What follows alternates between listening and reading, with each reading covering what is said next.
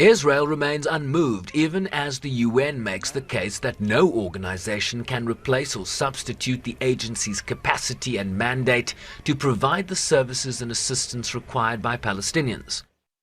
As the UN chief's letter urged Israel to honor its obligations under the UN Charter and provide assistance to UNRWA to fulfill its essential mandate. In accordance with applicable Israeli law and following the termination of the provisional agreement, UNRWA must cease its operations and evacuate all premises it operates in Jerusalem, including the properties located in Ma'alot Dafna and Kfar Akeb. The legislation forbids UNRWA from operating within the sovereign territory of the State of Israel and forbids any contact between Israeli officials and UNRWA. Furthermore, UNRWA would be prohibited from maintaining any representative, office, service, or activity within our territory. Israel will terminate all collaboration, communication, and contact with UNRWA or anyone acting on its behalf. Ambassador Danon further explained that the decision to ban UNRWA was not made lightly, accusing UNRWA of decades of betrayal, accusing some of its staff, among over 30,000 personnel, of being involved in the Hamas October 7th attacks.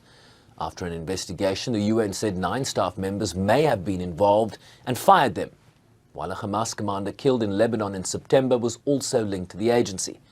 The UN has vowed to investigate all Israeli allegations against the agency, but says evidence from Israel in that regard has not been forthcoming. The Security Council this week heard that the impacts of the Israeli laws would cripple UNRWA's operations in the occupied Palestinian territories. The political attacks on the agency are motivated by the desire to strip Palestinians of their refugee status, thereby unilaterally changing the long-established parameter for a political solution. The objective is to deny Palestinian refugees the right to self-determination and erase their history and identity. The relentless assault on UNRWA is harming the lives and future of Palestinians across the occupied Palestinian territory. It is eroding the trust in the international community, jeopardizing prospects for peace and security. The region has suffered for too long. While there was broad support for UNRWA in the Council meeting, it was the United States that expressed support for Israel's sovereign decision to close UNRWA's offices in Jerusalem.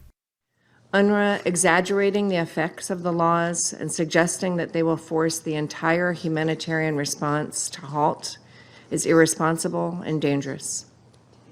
What is needed is a nuanced discussion about how we can ensure that there is no interruption in the delivery of humanitarian aid and essential services.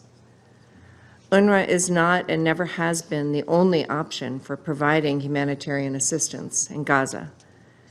Many other agencies have experience and expertise to do this work and have done this work. UNRWA's work has been tainted and its credibility questioned due to the terrorist ties to Hamas that UNRWA staff had that were exposed as a result of Hamas's October 7th attack. A view dismissed by other experts who briefed the Council. UNRWA plays an indispensable humanitarian role in Gaza and in the West Bank, and it cannot be replaced by any other of us, the humanitarian organizations on the ground. We all rely on UNRWA's logistical capacity. We operate in UNRWA schools. The people we support are attended to in UNRWA health clinics. And as Philippe Lazzarini just detailed, the organization has and still is responsible for a massive relief operation in the hour of greatest need for the Palestinian civilians in Gaza. Palestinian envoy argued that the ban was part of Israeli efforts to end the refugee problem and their right of return to occupied lands.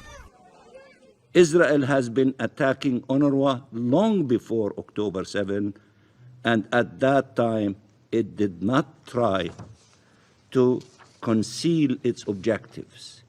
It wanted to end the refugee problem, to erase rights that cannot be erased, that are inalienable.